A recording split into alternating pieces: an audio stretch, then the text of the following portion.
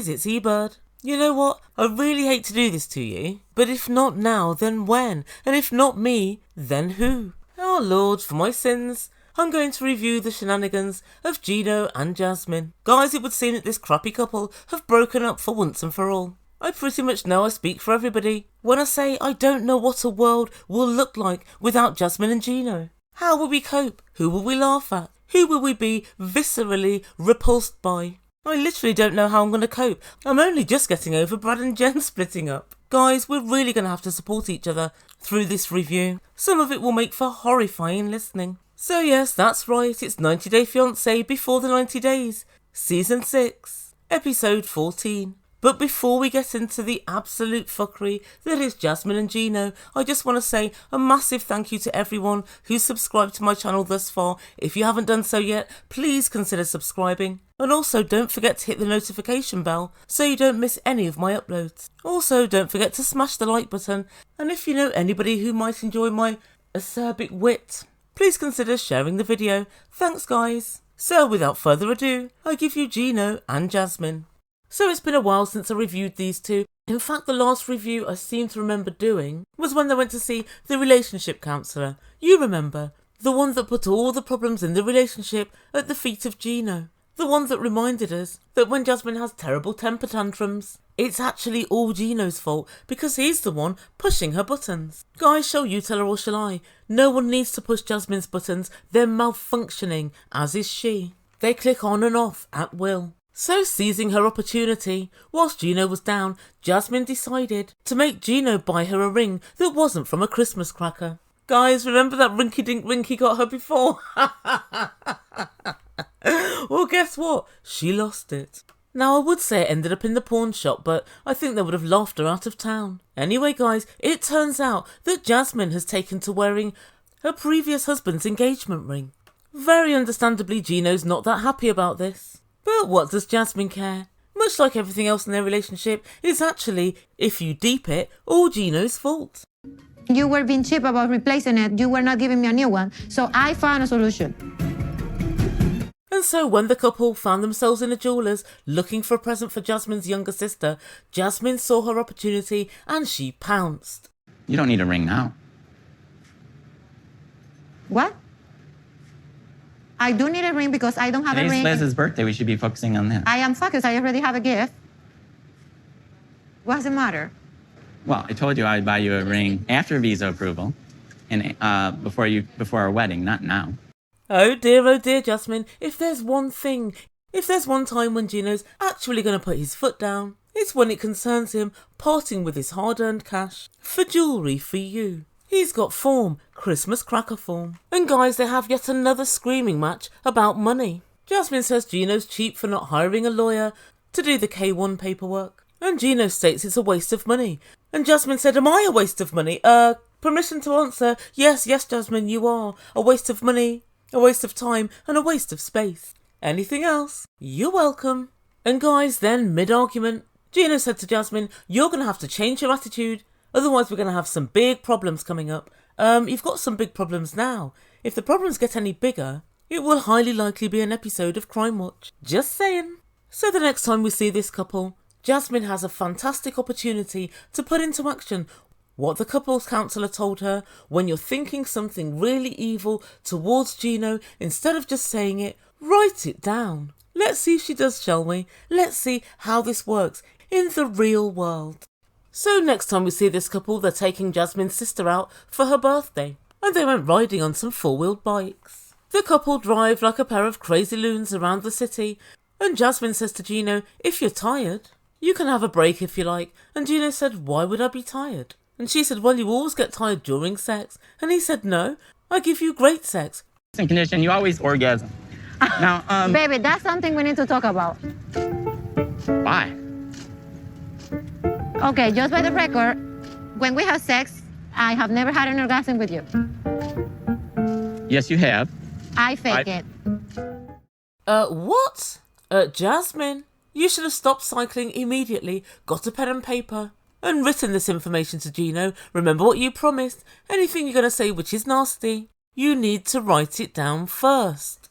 Oh, and shout out to Jasmine's sister, who's busy cringing in the back. And then, guys, inexplicably, Gino said, "This is the atmosphere I was hoping for tonight." Jasmine and Liz are laughing and smiling. Gino, they're fucking laughing at you.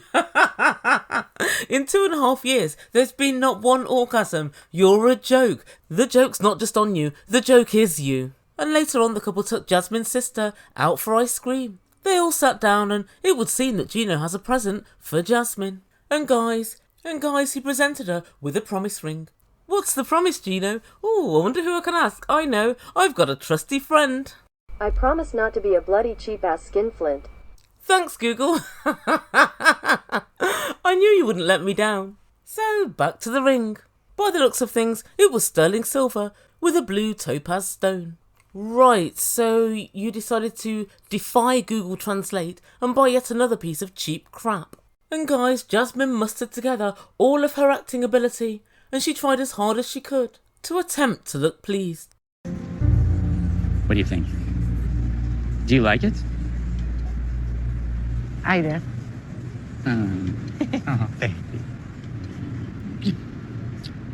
Guys, she likes that ring about as much as she likes, well, Gino.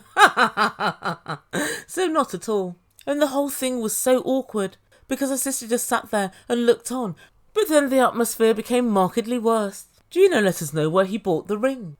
He said, I walked down to the beach and I found a vendor. And then Gino let us know that this vendor was selling all sorts of different things.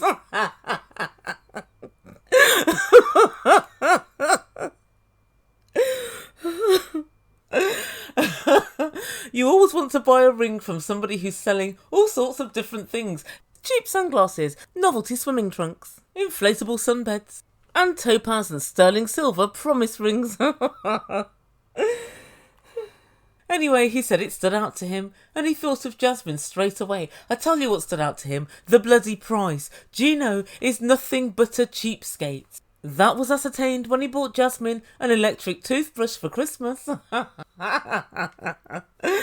was also reconfirmed when he bought $450 worth of clothing. He tried it on all afternoon, and then upon discovering the cost of the clothes, he left them all at the till and he walked out of the shop. And here we are yet again, just reconfirming what a cheapskate Gino actually is. Oh, guys, I love it for Jasmine, I really do. Guys, he snuck off to buy this ring all on his own so he could purchase one with literally no eyes on him at all, no camera crew, to capture for prosperity for all time the cheapness of the man they call Gino. Guys, he'll take the price of this rinky-dink ring to his grave with him. And it's just as well. Anyway, so next time we see this couple, they've decided to go to Western Panama for a weekend away. As they hurry to the airport, Jasmine lets us all know that they're late because Gino ate too many nachos and bean dip, with the emphasis on beans. And Jasmine tells production, despite the diarrhea, I'm hoping this trip will be a trip to bring us together. Despite the diarrhea, honestly guys, that had me in stitches. So finally they arrive at the hotel. It does look absolutely cutesy. I think it's like a wooden hut, but it does seem really relaxing and really nice. And the couple both put on dressing gowns. And as they drink wine, they promise each other they're going to have a super romantic night. Guys, hold that in your head. A super romantic night. Jasmine has a surprise for Gino, and she decides to go and get changed. And she returns in burgundy, thigh-high velour boots and pink lingerie. If you like it, I love it. I mean, her body's a smackdown, so she does look good, but I don't really know that the boots complemented the outfit. Anyway, Gino's ignoring the boots. He seems more than happy, and he smacks her on the bum. And then Jasmine has bought a smorgasbord of sex toys, including, I'm assuming for Gino, a ball and gag. There's also whips and handcuffs. And guys, I'm starting to feel nauseous already. Do you think there's a claim for the camera crew in this? I kind of think there is, I really do. It must be far beyond any job description, and it will almost certainly create long-lasting damage. And as Gino put the ball gag onto Jasmine and whipped her, Jasmine said, I feel the most beautiful and most desired woman tonight. This is our night.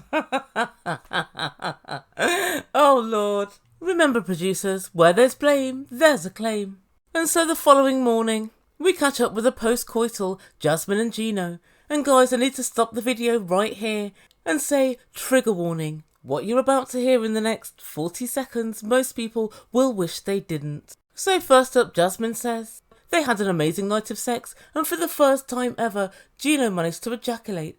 But guys, that's not the worst. Just listen to this. Like, he made me to pee on his chest. I gave him the golden shower. Gino was like this on the jacuzzi, and he was like, give it to me, baby. And when he said it, I was like a dog, just, with my leg like this, peeing on him. So guys, I'm traumatised for 2 reasons about this. The first thing is, why do I have to hear it? Why do we need to know that? Urine is a waste product. It's not a sex aid. Yes guys, that's right, the Ebird is approved. And secondly, and this is the worst thing, I have properties which I rent out on Airbnb. And so I take other people's properties very, very seriously. Especially my own. But the thought of somebody doing that in a property that's rented to the general population, guys, quite frankly, I think it's disgusting. It should be illegal. But quite why Jasmine thinks that this is information for the masses, I'll never know. In fact, maybe we're back at the old issue of her OnlyFans account. Maybe that's the case. So guys, I'm going to break this video here. I'm going to make it into a 2-parter because it's slightly too long. So please don't forget to subscribe to my channel. And if you enjoyed this video, please don't forget to smash the like button. And I'll be back on the other side in an hour or so with part 2. Thank you so much for listening. You've been listening to Ebird Online, and I bid you good day. You whip up my appetite. Don't leave me here.